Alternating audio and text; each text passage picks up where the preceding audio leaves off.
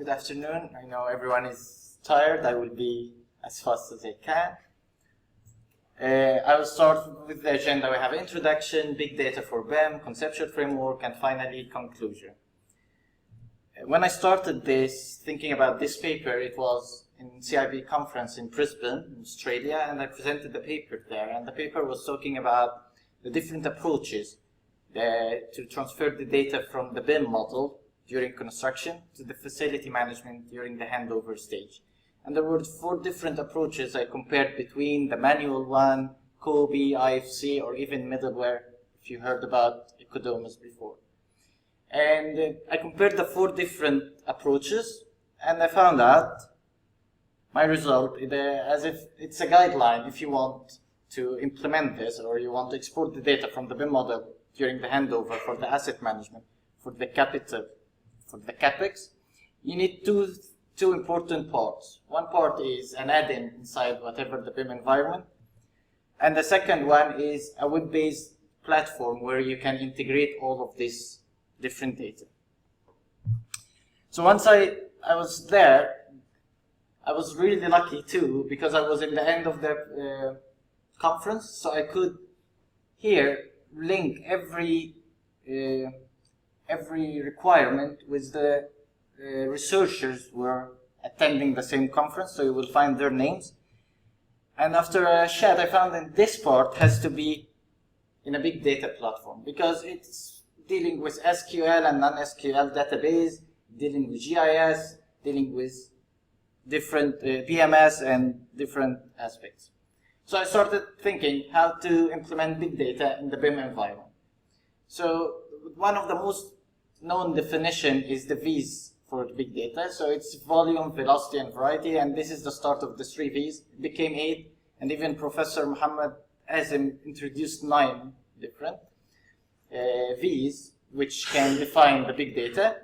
However, from my perspective, I think the reason of the implementing of big data, it was because of the 3 V's. We have big volume, or big velocity, or big variety, that's impossible to manage by traditional business intelligence tools, which I mean SQL.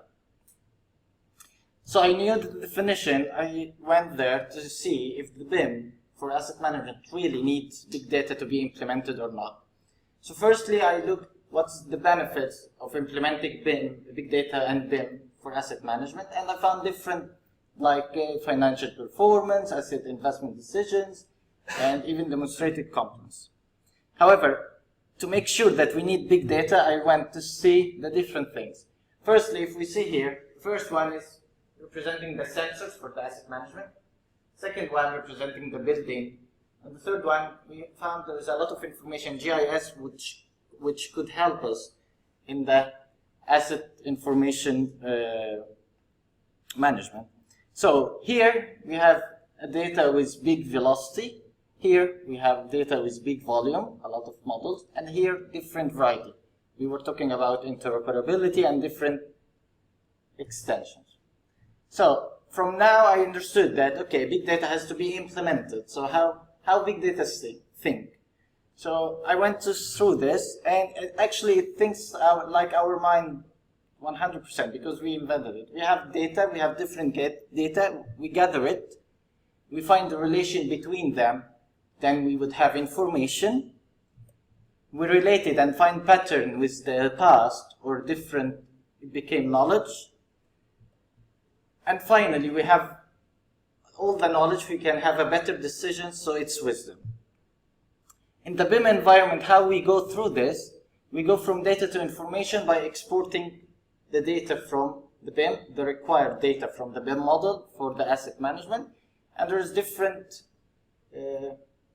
exchange formats like IFC, like BIMRL, like XML even it can be. And then we will store this data in a database where we can, I don't know if you have ever heard about map and reduce, which Hadoop, how it works, which we can extract the data we want after it's stored from the database. And finally, we have efficient visualization and secured access required with a user-friendly platform and 3D environment. So the conceptual framework. So before I start the conceptual framework, I wanted to understand how to implement BIM and big data in asset management, and I found this gentleman, Zachman, had introduced a framework for enterprise architecture. So if you want to implement any new terminology, you have to answer these different questions. So he asked it, I'm not sure it's very small, but he asked it 6 different questions: what, how, where, who, when, and why. And he asked it from different perspectives of different scope.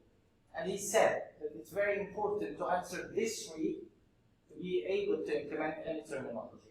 So these 3 are owner perspective, designer perspective, and technician, technology-wise.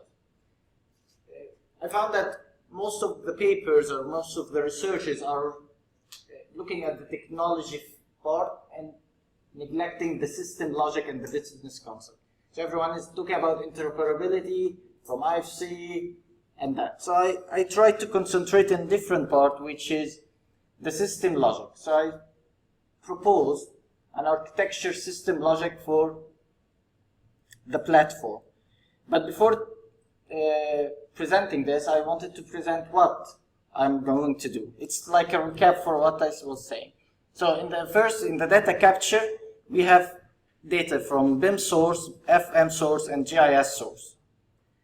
Then the data acquisition, we take this data, transfer it outside to SQL and graphical data. And if you can see, there is a relation between GIS and BIM source. I will go the GIS graphical data to the BIM source and then get it outside as a graphical BIM data.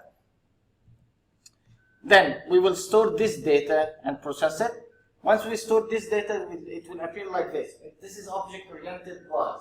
So the BIM data for element A, B, C, D, E, and F. For example, this different element. And we have also the FM data for this object and GIS data for this object. We will do our analysis, which is the big data part, the huge big data part. We will change from source-wise to element or object-wise. So you can see in the data analysis we will have object A and all the data related to object A, from the BIM, from the FM, from the GIS. And finally we visualize and we have the wisdom, which is the last stage, and we can output whatever we want. To do that, that's the proposed architecture platform. So first stage, which is the stage of data, we have level 1, we have BIM source database, we have GIS, we have FM. We have to extract this data from here. And again, I was lucky that I'm in the end, so I related the research in this conference for this part. So all of these researchers are working in this particular part in a different perspective, definitely. Once we have the data, we have to go the other step. We have to store it in a database, which is, I think it's running now in the same time I'm talking. The graph database is one of the non-SQL databases, and then we can find the pattern between the different data. The stage after that, we analyze this. We can get the knowledge with machine learning, data mining, and statistics. And finally, we represent this data in a human-computer interaction user-friendly interface, 3D, and definitely it has to be secured, and this was one of the comments in one of the previous presentations. Conclusion, I developed a architecture framework just to say how BIM and big data can work together for asset management. That's all. Thank you.